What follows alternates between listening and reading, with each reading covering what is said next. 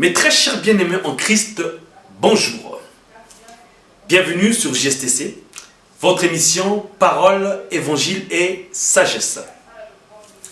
Tout d'abord, comme à l'accoutumée, nous voulons remercier tous ceux et toutes celles qui nous soutiennent dans le monde afin que cette œuvre puisse aller de l'avant. Que la paix du Christ soit avec vous. Sans plus tarder, notre prédication du jour est intitulée « La pauvreté dans l'âme ». Alors, ouvrez bien vos oreilles, ça va chauffer.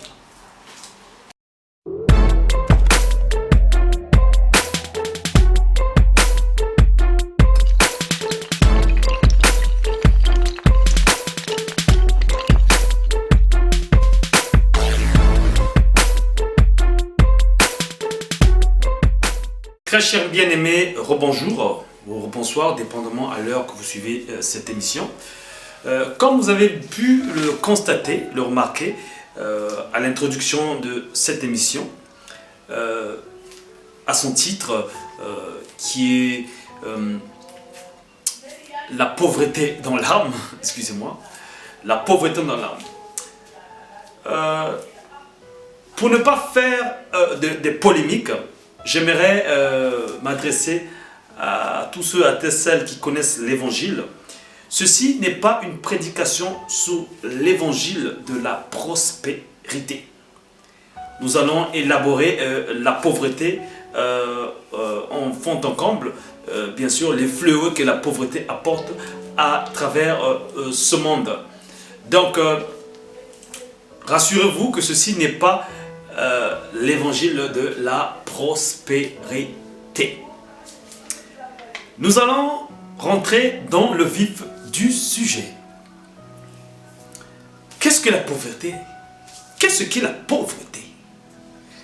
En général, pour la plupart du temps, les gens pensent que la pauvreté, c'est être fauché, ne pas avoir de l'argent.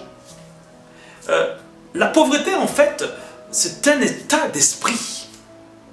La pauvreté est quelque chose qui a trait au comportement d'un être humain.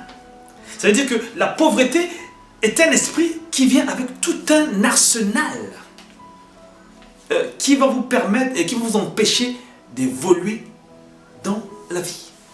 Parce que vous savez, on peut avoir beaucoup d'argent et être pauvre dans la tête. Avant d'aller plus loin dans la pauvreté, j'aimerais vous lire un proverbe. Un proverbe, c'est au verset... donc c'est le proverbe 24. On va commencer par le proverbe 14. 14-20. Donc proverbe 14 au verset 20. Le proverbe 14 nous dit ceci. Le pauvre est odieux, même à son ami. Et les amis du riche sont plus nombreux. Donc le pauvre est odieux, même à son ami. Et les amis du riche sont plus nombreux. La pauvreté est quelque chose de grave. La pauvreté est un fléau qui atteint beaucoup de frères et sœurs dans le monde, même dans l'église. La pauvreté est venue rentrer dans l'église et nombreux ont prêché la pauvreté comme quelque chose de bien. J'ai vu dans les églises catholiques où on dit « faut être pauvre ». Il y a eu beaucoup de citations à travers la pauvreté. Mais la pauvreté n'est pas quelque chose qu'il faut vénérer ou qu'il faut trouver normal. Des gens comme moi, je pense que personnellement, je pense que ça c'est, je donne mon avis. Pour moi, je pense que la pauvreté est le prolongement du péché. Vous voyez? Je ne dis pas ça pour me moquer des gens qui sont pauvres, mais moi je pense que la pauvreté est le prolongement du péché. Vous savez, la pauvreté vient avec tout un arsenal. J'aimerais quand même vous énumérer ce que c'est la pauvreté, ce que l'arsenal de pauvreté apporte dans la vie de tous les jours, l'arsenal de pauvreté, ce que la pauvreté apporte à travers le monde, et c'est des choses que nous voyons à vue d'œil. Vous voyez, la pauvreté, vous apporte la paresse. 2, l'hypocrisie. 3, l'envie. 4, la jalousie. 5, la haine, le découragement. Vous savez, quand on est pauvre, on vit tous ces maux. Prenons par exemple l'exemple du découragement. Vous allez chercher du travail, à travers le monde, vous ne trouvez pas de travail. Quand vous rentrez chez vous, vous êtes tellement découragé, vous ne savez plus quoi faire. Vous en avez marre. Et qu'est-ce qui se passe après? Comme la pauvreté est un esprit qui vient écouter un arsenal, à ce moment-là, il vous envoie le découragement. À ce moment, il vous envoie la paresse. Quand vous cherchez le travail, vous ne trouvez pas, vous devenez paresseux. Vous avez l'esprit de paresse, vous dites en vous, oh, à chaque fois que je vais chercher le boulot, je ne trouve pas. Je ne trouve pas, donc je préfère pour l'instant rester à la maison en espérant que Dieu va m'apporter la chance, va m'ouvrir les portes. C'est tellement banal, ou c'est tellement bien de dire ça que on se rassure soi-même, quoi. Nous avons par exemple l'hypocrisie dans la pauvreté. Parce que être hypocrite, c'est une forme de pauvreté. Vous savez? Et enfin, nous avons aussi l'envie. Vous êtes tellement pauvre, vous n'avez pas d'argent, vous ne savez pas quoi faire, vous ne pouvez pas vous payer les médecins, vous ne pouvez pas... ou soit vous n'êtes pas intelligent comme certains d'entre vous, vous ne voulez pas étudier, vous avez laissé cet esprit de paresse. Et vous portez envie à votre ami, à vos prochains, à vos frères, à vos soeurs. Vous êtes devenus... vous avez cette envie-là. Et quand cette envie arrive, qu'est-ce que ça manifeste? La jalousie. Amen. La jalousie. Ensuite vient la haine. Quand vous avez la haine, ce que vous faites, c'est que vous avez envie de détruire cette personne parce que vous êtes pauvre. Vous comprenez? Le proverbe 24, 34 nous dit: la pauvreté te surprendra comme un rôdeur et la disette comme un homme en armes. Vous savez, mes frères et sœurs, la pauvreté, c'est un fléau qu'il faut à tout prix éviter dans sa vie de tous les jours. Vous comprenez? Quand vous êtes pauvre, c'est-à-dire pas seulement d'argent, mais d'intelligence, de sagesse, vous êtes toujours au bas de l'échelle. Parce qu'en fait, comme j'ai dit depuis le début, la pauvreté est un état d'esprit. Ça veut dire que vous êtes pauvre à l'intérieur de vous. Et cette pauvreté que vous avez à l'intérieur de vous se manifeste à l'extérieur. Donc elle se matérialise à l'extérieur. Je m'explique. La pauvreté, si vous n'êtes pas intelligent, vous ne savez pas comment chercher le boulot. À l'extérieur, ce qui va se manifester, c'est que vous allez porter envie à ce que vous voyez autour de vous. Ça veut dire que vous aurez faim, vous ne pourrez pas manger, et ce qui va se passer, c'est que vous allez devenir voleur. Vous pouvez voler de la nourriture, vous pouvez devenir mendiant, vous pouvez devenir un criminel. Et tout ça, ce sont les fléaux que la pauvreté amène. Parce que qu'est-ce qui se passe quand on devient criminel? C'est parce que vous êtes pauvre dans la tête. Vous n'avez pas d'autre moyen de trouver de l'argent, d'obtenir quelque chose, de travailler, d'aller à l'école ou de lire. Parce que beaucoup ne lisent pas. Pourquoi? Parce qu'ils ont la paresse. Et en somme, la pauvreté va jusqu'à détruire des couples. Vous savez, quand vous ne travaillez pas dans le foyer et qu'il n'y a pas d'argent, votre femme va vous quitter. Elle va partir. Même si vous expliquez que vous travaillez, vous vous arrangez à vous battre, vous battez pour pouvoir avoir de l'argent, elle va partir. La pauvreté, c'est une arme de destruction massive, si vous me permettez l'expression. Si vous êtes pauvre, mon cher, il faut fuir la pauvreté. Parce que c'est quelque chose de grave. Beaucoup de gens, ce qui se passe avec la pauvreté, c'est que vous vous résignez à être pauvre. Vous savez, dans la vie, il faut se battre. Peu importe ce que vous allez faire, vous êtes obligé de vous battre.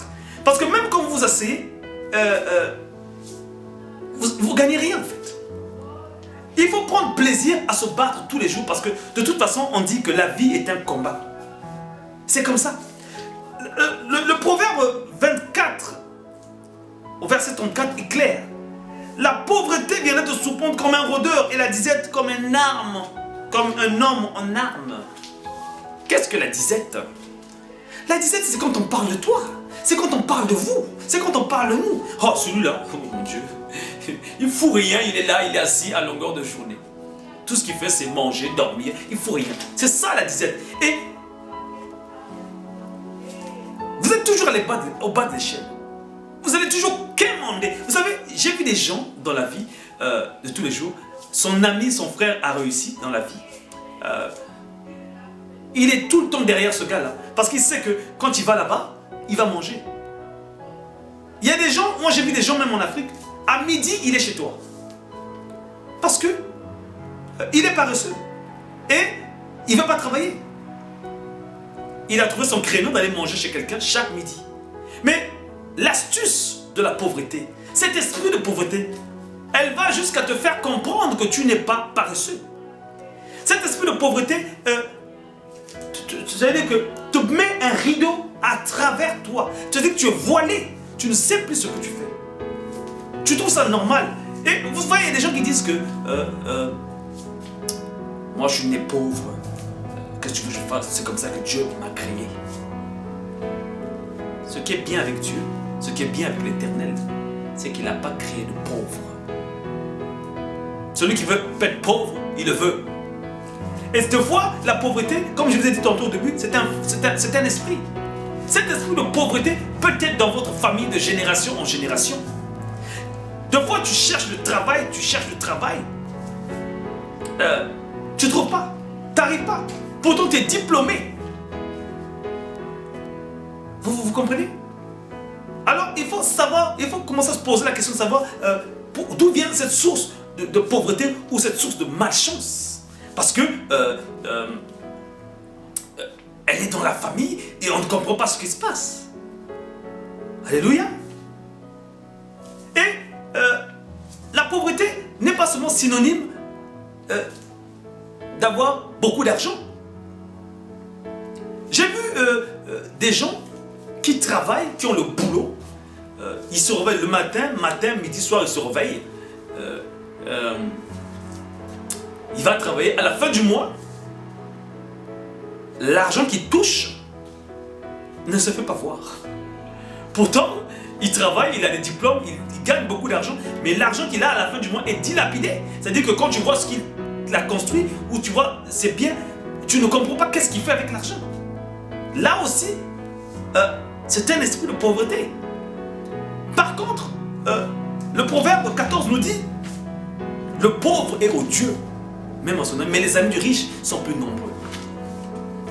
Est-ce que vous savez qu'on peut être riche et paraître pauvre? Je m'explique. J'ai vu des gens, j'ai vu des gens, il a un petit boulot. C'est-à-dire que le boulot qu'il fait est vraiment médiocre. Vous ne savez pas, il gagne peut-être combien? Il gagne peut-être 1000 euros, 1500 euros par mois. Mais quand vous voyez ce qu'il a accompli dans sa vie, ce qu'il a comme bien, vous vous posez la question de savoir, mais qu'est-ce qui se passe? Mais comment ça se fait que cet homme, il travaille dans un petit boulot, mais voilà ce qu'il gagne? C'est parce que il est intelligent. C'est parce qu'il est riche. Dans le sens que sa richesse, c'est son intelligence. Sa richesse, c'est sa sagesse. Alléluia. Être pauvre n'est pas seulement synonyme d'avoir beaucoup d'argent. Mais être pauvre peut être dans la tête, dans l'esprit, dans l'âme et dans le cerveau. Apprenez à vous cerner des différents modes de richesse dans votre vie. La richesse intelligente, la richesse dans la sagesse, la richesse dans la réflexion, la richesse dans les relations, la richesse dans l'amour. Accaparez-vous de toutes ces choses. Parce que la pauvreté va s'aimer des embuscades dans votre vie. La Bible dit, celui qui craint l'Éternel s'échappe de toutes ces choses. Alléluia. Accaparez-vous de cette intelligence, de cette sagesse afin de vaincre le fléau de la pauvreté dans votre vie. Vous comprenez? Il y a une chose, et je rajouterai peut-être deux choses qui vont te permettre d'échapper à la pauvreté. La première des choses, et ça, c'est impératif, il faut croire en Dieu. Si tu crois en Dieu, tu vas t'échapper de toutes ces choses. La deuxième, apprenez à avoir du courage dans votre vie. Si tu n'es pas courageux dans la vie, mon cher ami, tu vas pleurer tous les jours de ta vie. Parce que la pauvreté, c'est comme un œil qui vous guette. Vous allez avoir de toutes les façons, on a des problèmes tous les jours dans notre vie. Vous comprenez? On a des problèmes tous les jours. Tous les jours, on se bat. Mais on a un Dieu. Apprenons à être courageux, saisissons l'intelligence, la sagesse, saisissons toutes ces richesses qui sont autour de nous, les choses qu'on entend, les bonnes choses, saisissez-les. Afin que ces choses-là puissent se matérialiser dans notre vie de tous les jours. Alléluia. Combien de fois, combien de personnes parmi vous se réveillent le matin, ils sont malades, ils ne peuvent même pas se lever pour aller travailler. Combien de personnes ont des parents hospitalisés? Vous vous réveillez chaque matin, vous vous levez chaque matin, vous préférez avoir la pauvreté dans votre vie, être paresseux à ne rien faire de la journée. Fais quelque chose aujourd'hui, tu ne sais pas ce qui va marcher demain. Vous comprenez? Alléluia. Bon, j'espère que cette émission a été bénéfique pour vous, cette prédication. Et j'espère que de nos jours, dans notre vie de tous les jours, nous allons chercher à vaincre la pauvreté.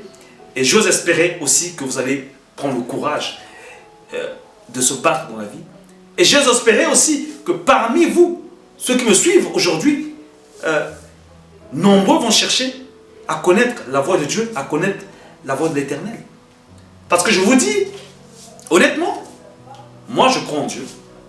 Et je sais que Dieu existe. Et j'en ai vu les preuves. Bon, d'autres vont me poser des questions, mais c'est quel genre de preuve que Dieu existe? Mais regarde un peu autour de toi. Et il y a des choses que Dieu te révèle à toi personnellement. Parce que chacun de nous est unique devant Dieu. La preuve, les scientifiques l'ont découvert. Nous avons chacun de nous notre propre code génétique. Amen. Bref, apprenons à éradiquer la pauvreté dans notre vie. La pauvreté dans l'âme nous cause que des amertumes. Nous devons saisir l'intelligence, la richesse de l'intelligence. Vous savez, les riches, j'ai toujours dit à mes frères et sœurs, je veux que je vais encore me rallonger là, j'ai toujours dit à mes frères et sœurs que de prendre la mentalité du riche. Parce que le riche, lui, il n'a pas de problème. C'est-à-dire que quand j'ai des problèmes, dans le sens que il n'a pas faim. Il pense à autre chose. Mais quand je dis riche, entre guillemets, je parle de celui qui est riche avec l'intelligence, avec la sagesse, avec la croyance en Dieu. Je parle de ces riches-là. Je parle des riches comme les Noé. Je parle des riches comme Job. Je parle des riches comme Abraham. Je parle de ces riches-là. Je ne parle pas des riches qui sont dans la vie de tous les jours, dans notre vie. Alléluia. Donc voilà, c'est un peu cette prédication-là que je voulais prêcher, que Dieu a mis dans mon cœur afin de partager ça avec vous. Donc, mes frères et sœurs, soyez bénis dans le nom du Seigneur et merci encore d'avoir suivi Parole Évangile et Sagesse. Soyez bénis abondamment. Et n'oubliez pas, vous pouvez toujours nous écrire. Allez sur notre site internet. Vous avez l'adresse qui apparaît sur l'écran. Que Dieu vous bénisse. Ciao, ciao.